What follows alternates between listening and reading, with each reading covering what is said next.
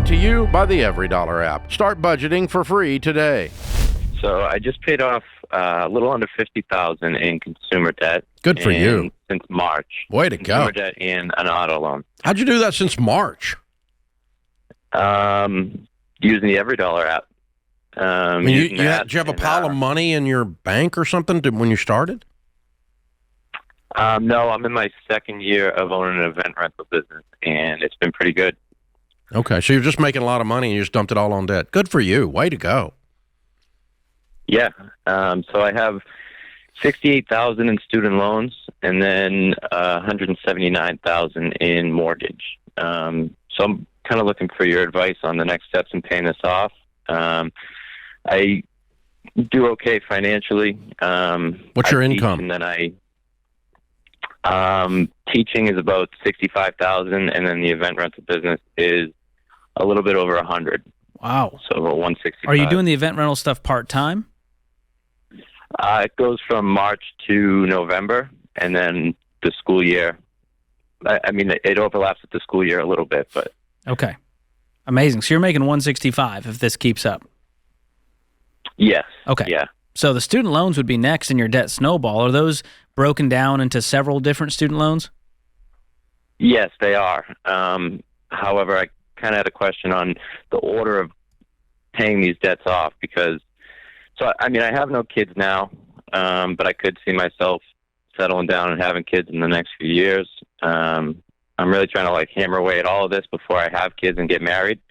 And when I think about what's more important to me as far as priority and having peace of mind when I have kids, I keep going back to the mortgage before my student loans, which I know is opposite of what you typically teach. And then being a teacher, I'm also in a master's program right now and will be for the next year and a half or so. So I'm able to defer them for a bit. So I just didn't know your take on that.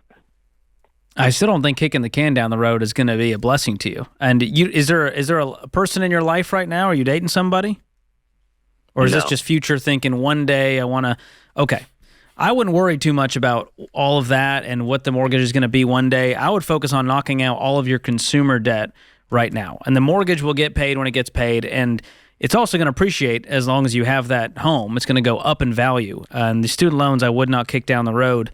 Do you have the money to pay down these debts in the next year? I mean, you make $165,000. You paid off $50,000 since March. You'll be done by what, October?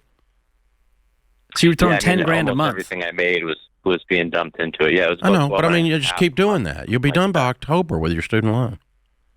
Well, it does slow down a bit. My business slows down a bit in November. I'm living. Yeah, in November. That's what you said. I said you're going to be done by October. You paid $50,000 since March. Pay another $50,000 and be done with this thing. And you'll free up all the payments from those student loans. And then pay off your mortgage. And, next 2 years, you pay off your mortgage. Yeah. Dude, you're killing it. You're a stud. Do you have money in savings, Kyle? About $15,000. Okay. Is that partially for the event rental business, or is this just sort of your personal savings? That's for the event rental business. Okay. Well, I think you can knock out these student loans, free up the payments, get a fully funded emergency fund, and start investing, and then begin paying off the mortgage. Here's the thing. At the end of the story, 3.5 years from now, you have zero debt either way. If you pay off the mortgage first and then pay off the student loan, you pay off the student loan first, which is the correct thing to do, and then pay off the mortgage. 3.5 years from now, you're done. I guess I'm just kind of planning for worst case scenario, let's say just everything. Yeah, but you know what? Why did you pay off the other debts then? Well, the monthly payments were just so ridiculous. Somebody convinced you that you needed to get out of debt. And then you called them and asked them, should I really get out of debt? Yeah. Do it, man. Knock out the student loan as fast as you possibly can. Don't wait until everything's paid off. Quit screwing around with your math theories and knock this stuff out. Knock it in the head. It's worked for you. Don't quit doing what is working. It's working. Finish. And it's very successfully working. It's very fast. And let me tell you this, Kyle. Do not wait until your mortgage is paid off to start a relationship or get married or have kids. I'm from Boston. Half my family's like this. They're working on their third master's degree, and they're going, well, one day when I'm settled, I'll No, one day it's not going to happen. Just if you want to be in a relationship, start a relationship. If you want to get married. The debt will solve itself as you begin your life. You're doing great. Just finish the plan. You see, you're doing it. Don't stop.